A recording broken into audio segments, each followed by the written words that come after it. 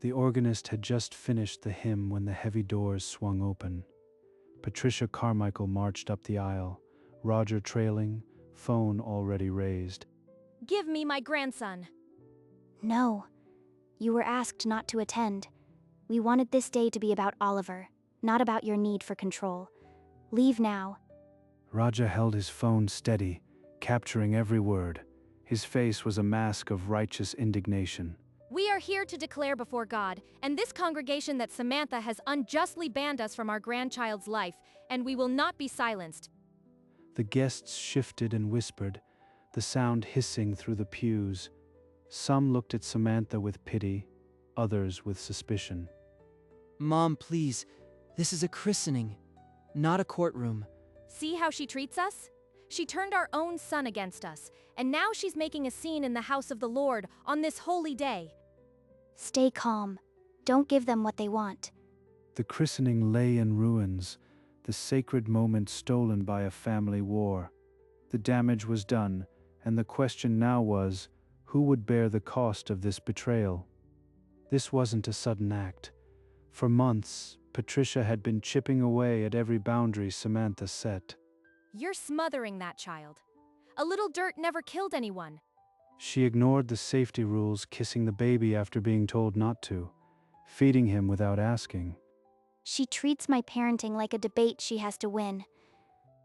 2 weeks before the christening, Patricia barged in, grabbed Oliver from his crib, and refused to give him back.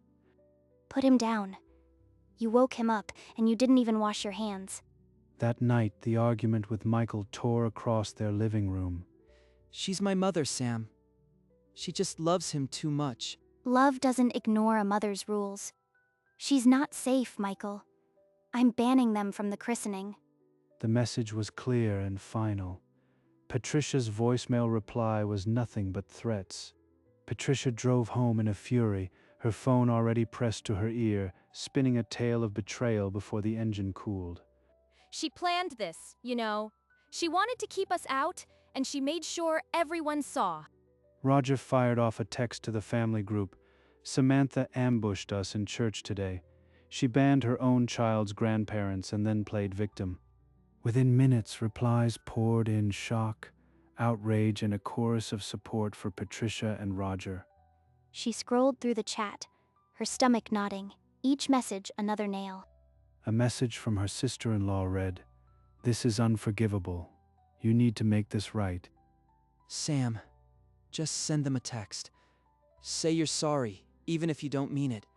It'll end this. And then what? They'll demand more. They'll never stop until I hand Oliver over. Michael didn't answer. The weight of his silence pressed into the room, and then he walked upstairs without looking back. Samantha stared at their wedding photo, the happy faces mocking her. She had never felt more alone.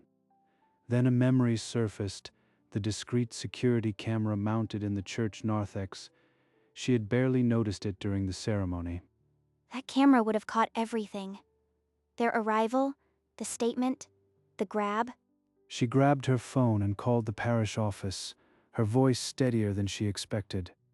Mrs. Keller, I need the security footage from the narthex during my baby's christening. Something happened and I need to prove the truth. I understand, dear, but I need to get approval from the rector. Church policy is strict about releasing surveillance recordings. Please, it's my only hope. My family is being torn apart by lies. I'll do what I can. Come to the office tomorrow morning. I'll have an answer for you. Samantha didn't sleep that night. At 9 sharp, she walked through the church doors again, her heart pounding. I reviewed the footage myself, Samantha. It's not pretty, but it's all there.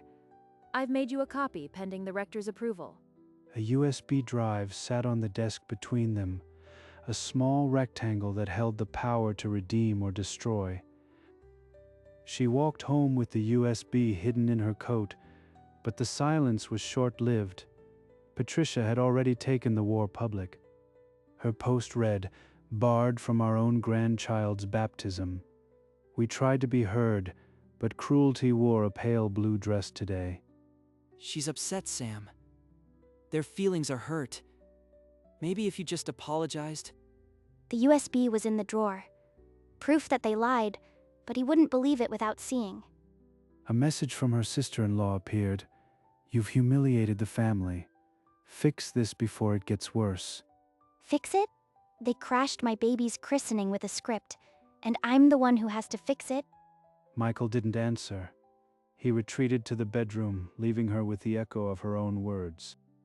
In the nursery, Oliver slept peacefully, unaware that his family was crumbling around him. The house felt like a tomb. She sat in the dark, the key to the drawer cold in her hand, weighing the cost of the truth. Tonight, I'll watch it alone, and then decide if I can show him. Early morning light filtered through the office window as Mrs. Keller inserted the USB and turned the monitor toward Samantha. The timestamp starts 15 minutes before the ceremony. I'll leave you to watch alone. The screen flickered, gray and still, showing the empty narthex. Then the doors opened, and Patricia's silhouette filled the frame. Patricia handed the usher a printed paper, a prepared statement as Roger aimed his phone, testing the angle. They stepped into the sanctuary, the usher hesitating behind them. The footage showed every guest turning in disbelief. In jerking motions, Patricia lunged at the baby, her hands swiping the blanket as Samantha pulled back with measured calm. Samantha's lips formed a clear no, her body shielding Oliver while Roger filmed from the aisle, the statement now in Patricia's hand. They came with a script. It was planned from the start. It's all here, Samantha. Your composure, their aggression. The rector has cleared a copy for you. Samantha closed her hand around the drive, the metal cold against her palm. The truth was now hers to protect. She locked the bedroom door, the laptop cold against her knees. The drive clicked into the port. A single file appeared, timestamp crisp.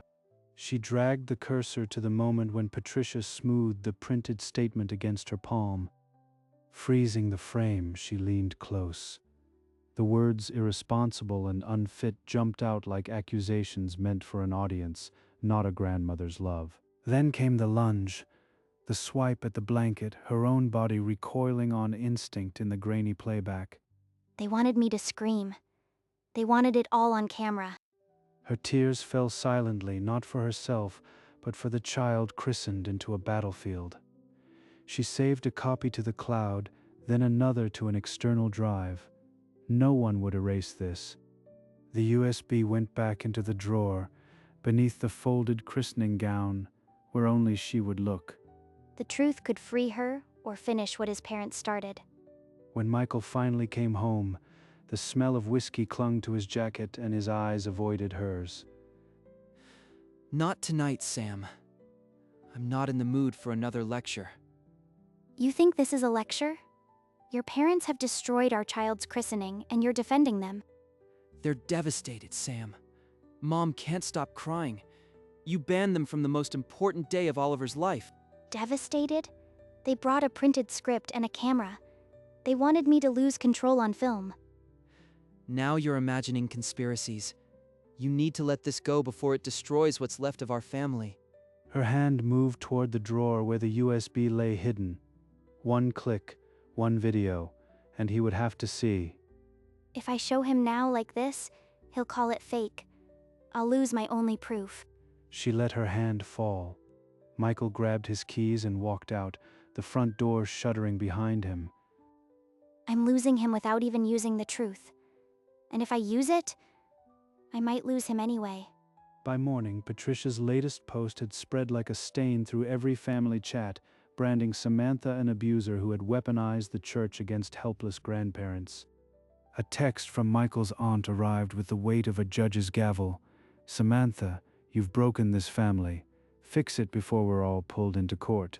Roger left a voicemail that afternoon, his voice shaking with performative rage. We're getting a lawyer. Expect a cease and desist for defamation and harassment. She sat on the nursery floor, the USB cold in her palm, the only evidence that could burn down the lies. She typed, Michael, I have proof. Security footage from the church shows your parents planned everything. Come home so we can watch it together. Her thumb hovered over send, then she deleted every word. Fear tasted like copper. She typed the same message again and pressed send before courage evaporated. A minute later, Michael's reply glowed on the screen. Proof of what? She typed back, "Come home. I'll show you." Then she set the phone aside, the weight already clawing at her. If he saw it and still left, at least she'd know the truth had been spoken. The front door opened without a fight. Michael stepped inside, keys still in his hand, eyes avoiding hers. I'm not going to argue. Just watch something with me. After that, you can walk out forever if you still want to. She opened the laptop and clicked play. The grayscale narthex filled the screen, timestamp crisp. He watched his mother hand the usher a printed paper, then gesture for Roger to start filming. He leaned forward as Patricia lunged, her hands swiping the blanket, her face a mask of performative grief. This wasn't grief. It was a performance. And I was the audience they wanted to convince. The clip ended. Michael stared at the frozen frame, his throat working, the silence breaking something loose inside him. Sam, I'm sorry, I didn't want to see it. I wanted to believe them, and I almost lost you for it. She didn't answer with words. She let him pull her close, the rhythm of his breathing finally steady beside her. Now what do we do? They won't stop unless the family knows the truth. Let's show them the footage first, privately. If they admit it, we can avoid dragging the whole family through this. Patricia and Roger arrived within the hour, their expressions already rehearsed, their indignation polished to a high shine. This had better be an apology. We've been humiliated enough without being summoned like children. Samantha didn't argue. She plugged the USB into the TV, and the grainy truth filled the screen. This is fake.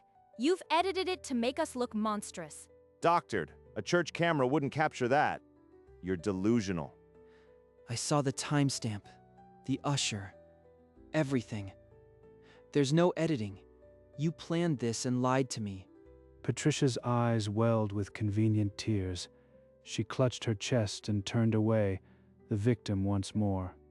Roger grabbed her arm and steered her toward the door, spitting a final threat over his shoulder before the slam. They'll never change. We have to show the family, all of them, or this war never ends.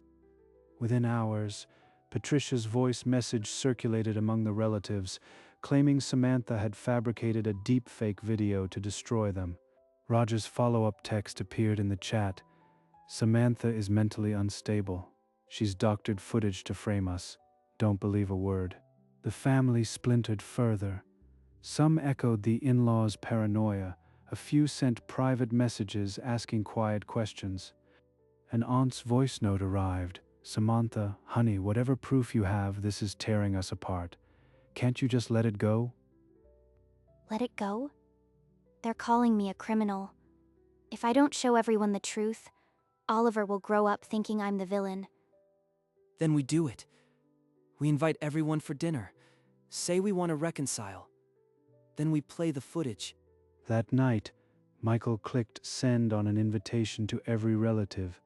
"Join us for a family dinner. Let's clear the air and find peace." Samantha held the USB drive, its tiny weight now carrying the burden of her entire reputation and the future of her son's family. Whatever happens, we face it together. I should have seen who they were long before a camera showed me. I only wish we didn't have to do it this way. But they chose the stage. Now they'll watch the performance they wrote. The dining room table gleamed under soft candlelight, but the tension in the air could have shattered glass. Patricia and Roger arrived with smiles sharp enough to cut, nodding at relatives as if they owned the room. How lovely! We're so glad you came to your senses and invited us. Family is too important to let bitterness ruin. They think this is surrender. Good. Let them. Samantha served the meal with a steady hand, keeping Oliver in his swing nearby, a silent witness to the coming reckoning. Small talk limped along like a wounded animal, whether work, anything to avoid the christening elephant in the room. I still can't believe our own grandchild's baptism was stolen from us, but we forgive you, Samantha. We truly do. Mom, this isn't the time for that. Let's just enjoy dinner. There'll be time to talk later. Later, when they won't have anywhere to hide. She caught Michael's eye across the table, a silent cue. The performance was about to turn. Before we leave tonight, there's something you all need to see. This is ridiculous. We won't be subjected to. Sit down, Mom. You wanted an audience. Now you have one. Samantha connected the laptop to the television, the USB drive glinting under the dining room lights. The screen flickered to life, a grayscale timestamp, the narthex doors. Patricia's voice from the video echoed, "Give me my grandson." Patricia lunged from her chair, but Roger grabbed her wrist, his jaw set. "Let her play her little movie. It proves nothing." It proves everything. Watch. The family leaned forward, some with crossed arms, others with widening eyes, as the printed statement appeared in Patricia's hand on screen. Patricia's recorded voice filled the room, reading the scripted accusations, while the footage showed her reaching for the baby. Roger's camera work was unmistakable, steady, deliberate, capturing his wife's performance while Samantha shielded Oliver. The image froze on the printed statement, the words irresponsible and unfit blazing like a headline in the grayscale frame. An aunt's gasp cut the silence, her hand flying to her mouth. An uncle's voice cut through, trembling with anger. "That's not what you told us." You're twisting it. This is a setup. Roger's jaw clenched, his own footage now a prosecutor. The grainy footage showed Samantha's unwavering calm, her lips forming no as she shielded Oliver. The uncle who had demanded an apology now stared at his plate, fists clenched. The clip ended. No one breathed. The silence was heavier than any scream. Now they see. The room hung in the balance, the echo of Patricia's recorded voice still clinging to the walls like a verdict, waiting for someone to speak. The uncle who had first shouted now pointed at Patricia, his voice shaking. "You planned this ambush and blamed her." Another relative, tears on her cheeks, asked quietly why she lied, and Patricia's answer stalled in her throat. Roger opened his mouth, but the same uncle silenced him with a raised hand and a look that needed no words. This is the last time you disrespect my wife. You'll see Oliver only under supervision, and if you ever pull a stunt like this again, not even that. Patricia's real tears fell this time, hot and silent, as she fumbled for her bag with unsteady hands. Roger's face purpled, but he said nothing, just grabbed Patricia's arm and steered her toward the door without looking back. An aunt, the one who had sent the pleading voice note, rushed to embrace Samantha, whispering over and over that she was sorry. The uncle who had been loudest in his accusations now hung his head. "We owe you an apology. We believe them." Michael took Samantha's hand, his grip firm, and together they watched the front door close behind his parents. The dining room exhaled a long-held breath, the silence now more relief than the tension that had lived there for weeks. By morning, the family group chat had turned. Where accusations once flooded, apologies now trickled in, one by one. "Samantha, I'm so sorry I believed them. You were protecting your family. A cousin sent a private text. I should have known Patricia was lying. She's been manipulative my whole life." Mom, you'll see Oliver once a month, supervised, at a neutral location. That's the rule. You can't do this. I'm his grandmother. This is that woman's doing. But Michael had already ended the call, the weight of the decision settling into his bones. Thank you. I know that was hard. Exhaustion tugged at them both, but the relief was real. The truth had finally carved out space for them to breathe. They looked toward the nursery, where Oliver slept, the prize of this war too young to know he had won. The boundaries were set, the family reshaped. Samantha was no longer the villain, she was the guardian. In the quiet of the nursery, with Oliver asleep in his crib, The echoes of the argument finally faded. You were right to fight. I should have been the one fighting beside you from the start. You're here now. That's what matters.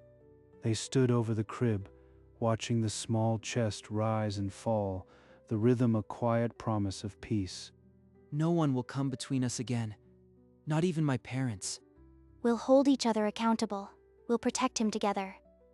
The strain of the past weeks still lived in the shadows under their eyes, but their hands linked, a silent vow. They had been tested, and though the cracks still showed, they were still one foundation. The hardest part is over. Now we heal. A quiet moment of peace settled over them, the sanctuary of their home restored. Samantha scrolled through the few photos from the ceremony, the ones taken before the doors burst open. There, that one. Our son in God's hands, before the storm. She printed it on heavy paper, slipped it into a simple wooden frame, and carried it to the mantel. The framed image glowed in the soft lamplight, a mother, a father, and their son, whole and untouched by the chaos that followed. Then she retrieved the USB drive from its hiding place, the tiny device that had carried such weight. On her laptop, she opened the file one final time, watching the timestamp march forward like a record of justice. I hope I never need you again. But you're staying right here. She placed the drive into a locked drawer, the key turning with a soft click, a seal on the past. For when they try again. But I pray they don't. The photo would remind her daily of the love that had held, the truth that had stood, and the family she had fought for. The photo on the mantel wasn't just a picture, it was a declaration. Every morning Samantha passed it and remembered the battle that had nearly broken them, and the peace that followed. In the nursery she held Oliver close, the warmth of his small body erasing the cold of the past. The house was quiet now, the silence a gift rather than a punishment.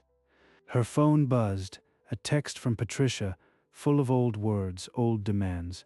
She let it hum itself silent. The boundaries Michael had set were not walls but shields, and they held. The christening photo remained, not as a memory of pain, but as proof that even a stolen moment could be reclaimed. Oliver slept without knowing the war waged in his name, his dreams untouched by the past. Samantha looked at the photo, then at her son, and felt the deep, quiet certainty that she had done right. The cameras in the church had captured a truth. The camera in her heart now captured a future worth guarding. Michael came home to a quiet house, dinner's aroma lingering, Oliver's soft coos the only sound.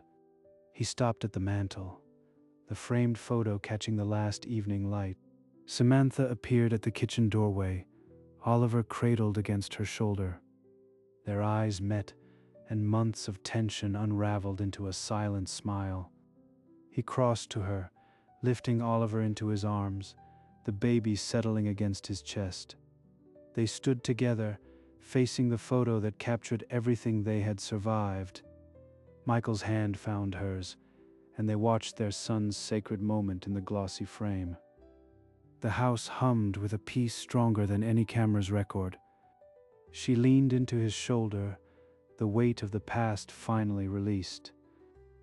The mantel photo reminded them daily of the love they fought for and won.